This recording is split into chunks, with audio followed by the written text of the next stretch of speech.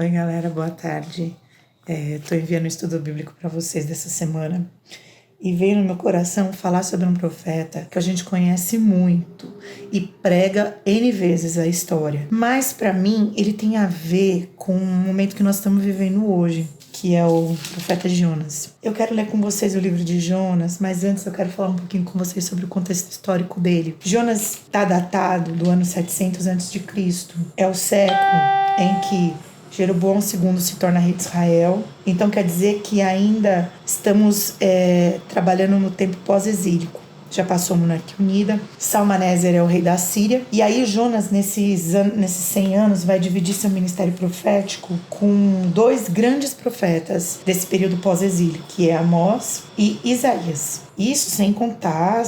Eu não estou falando das teorias que dividem Isaías em 3 partes, nem falando das diversidades históricas. Uma curiosidade bem interessante é que durante a década de 70, na verdade 80, né? A exegese clássica de livros como o de Jonas partia do pressuposto que esse livro era uma alegoria. Muitos pais da igreja fizeram comentários, eu acho que não muitos, mas alguns pais da igreja, e até eu vou procurar para saber quem são exatamente, porque eu tenho um comentário mais geral sobre isso. Alguns pais da igreja trabalharam com a ideia de que Jonas foi uma alegoria escrita para combater a exclusividade de Esdras e Neemias no ministério profético, dizendo que aí a exegese dizia assim, que Jonas era a nação israelita, o mar os gentios, o peixe a Babilônia e os dias dentro do ventre era o cativeiro. Mas a gente tem uma situação que quebra esse advento alegórico da leitura de Jonas, que em 2 Reis 14, 25, 27, tem um comentário. Eu tô com o celular hoje na mão porque as crianças estão meio aceleradas, então eu tô gravando do quarto. Em 2 Reis 14, 25, na posse de Jeroboão, por volta do ano 700, no livro de 2 Reis 14, 25, diz assim: restabeleceu os limites de Israel. Que tá falando assim, né? Que no 15º ano do rei Amazias, o rei Joás, o filho de Joás, Jeroboão começou a reinar em Israel. Aí começou a falar algumas coisas que ele fez. Então tá escrito assim, restabeleceu, tô 25, tá?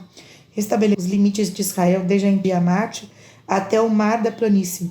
Palavra do Senhor Deus de Israel, a qual falar por intermédio do seu filho de Amitai, o profeta de Gat-Efé. Então essa menção a Jonas na ata real da posse de Jeroboão II por volta de 700 torna a figura de Jonas real, torna a figura de Jonas existente.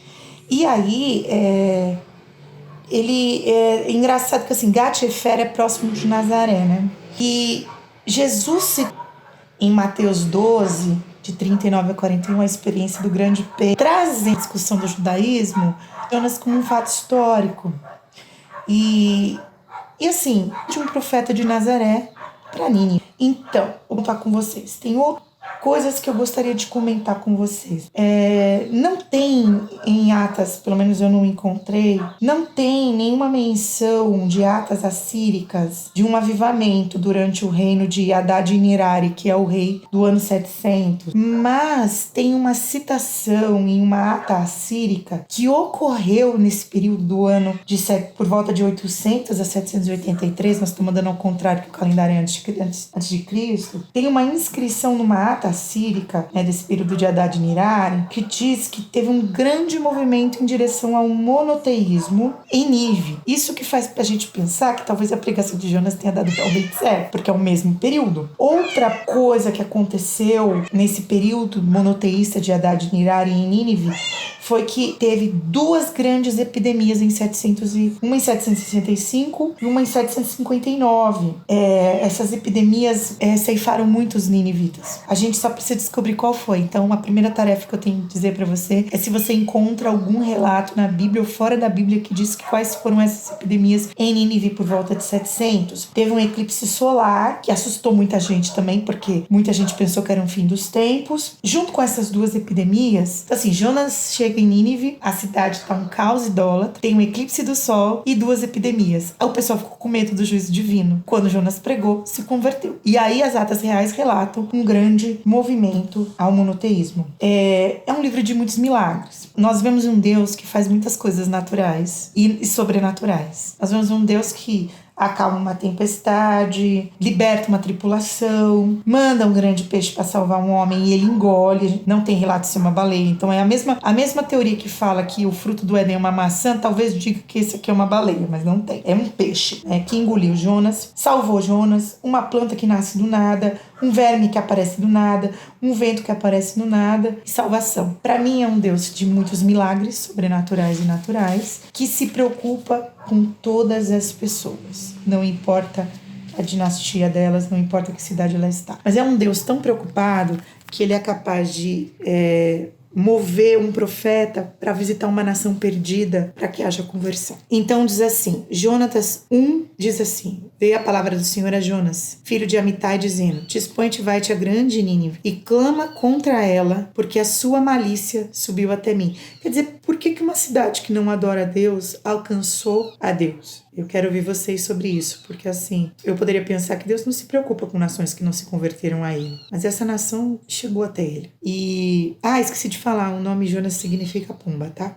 Só lembrando que Nínive está ao oriente do rio Tigre, está mais ou menos 800 quilômetros da Palestina. O Senaqueribe fez com que Nínive se tornasse a capital da Síria por volta do ano 700, mas na época de Jonas, a capital era Calá, que estava a 32 quilômetros ao sul de Nínive e fazia parte de um complexo urbano que incluía toda essa localidade. Você pode olhar em Gênesis 10, 11 e 12. Então, assim, com todas essas informações, ainda volta na questão, né? Por que vocês acham que a situação de Nínive chegou até Deus? Eu tenho uma opção aqui, uma orientação. Essa palavra veio a Jonas, que nasceu na região de Amitai, e essa palavra diz pra ele assim, viaja 800 quilômetros de Nazaré para pregar para aquele povo maluco, idólatra, que nem acredita em mim. Desculpa, eu tô rindo, porque são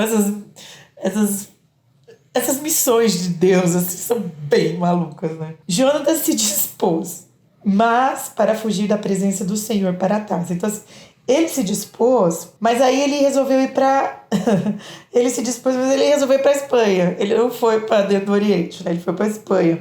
Diz que Tarsis está a sul da Espanha, ali na região de Gibraltar, 4.000 quilômetros a oeste da Palestina. Então ele preferiu viajar 4.000 quilômetros para outro lugar do que pegar